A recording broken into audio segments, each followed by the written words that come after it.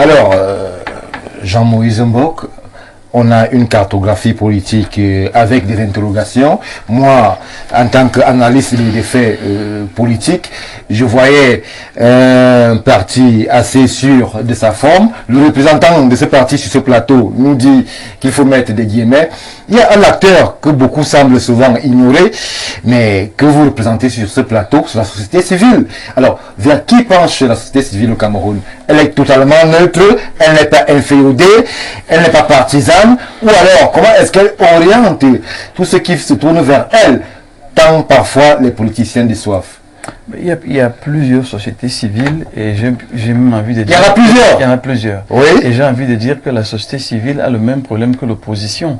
C'est-à-dire qu'elle n'arrive pas à harmoniser son langage, sa communication et à définir les objectifs qu'il faut définir.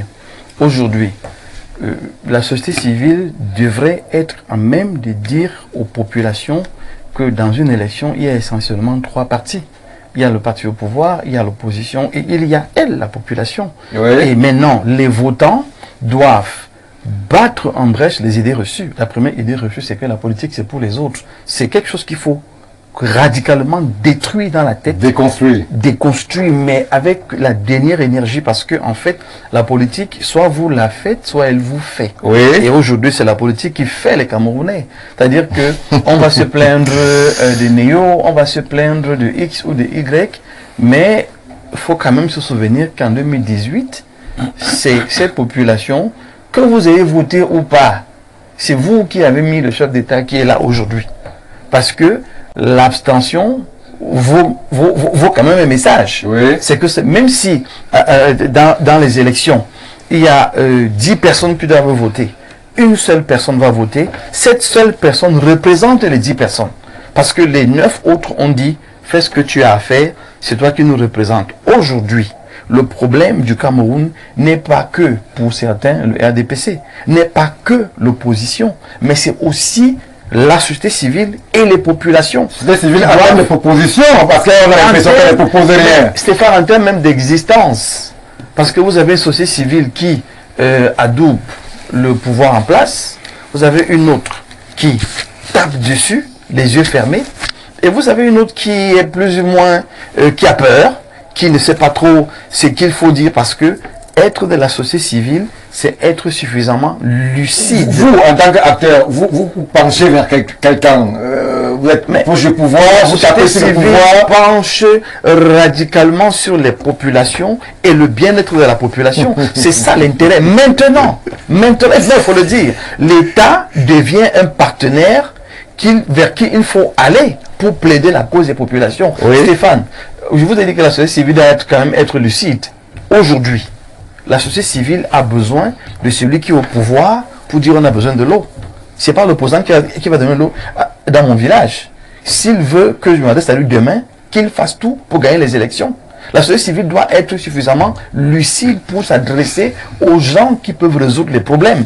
Mais nous disons ici que quand le pouvoir en place se rend compte, et je rejoins Stéphane, qu'il y a en face une volonté, une équipe, une structure qui peut vous faire vaciller, elle prend au sérieux vos doléances. Mais si en face, vous avez des gens qui disent « Oh, la politique ne m'intéresse pas », vous avez des gens qui passent le temps à crier sur les plateaux, à insulter le père, de la mère, de la grand-mère, de l'autre, ainsi de suite, on n'apprend rien, on ne va nulle part. Aujourd'hui, il faut s'adresser, à la société civile. Le pouvoir, le parti au pouvoir, ils ont, le professeur Jacques Famine nous disait que dès que 2018 est fini là, on a déjà repris la campagne. Donc ils sont en campagne depuis. Ce n'est pas notre problème. Les partis d'opposition sont en train d'essayer de se mettre en place. On les encourage, on les félicite. Moi, je veux m'adresser aux populations. Il faut que les populations apprennent que le vote est indispensable pour une nation. C'est même vital. C'est important comme sa carte d'identité, comme son passeport pour les voyageurs et toutes les facilités qu'on peut avoir. C'est simplement quand vous allez voter que vous pouvez peser sur l'opinion et la volonté des uns et des autres. Ça, c'est les populations.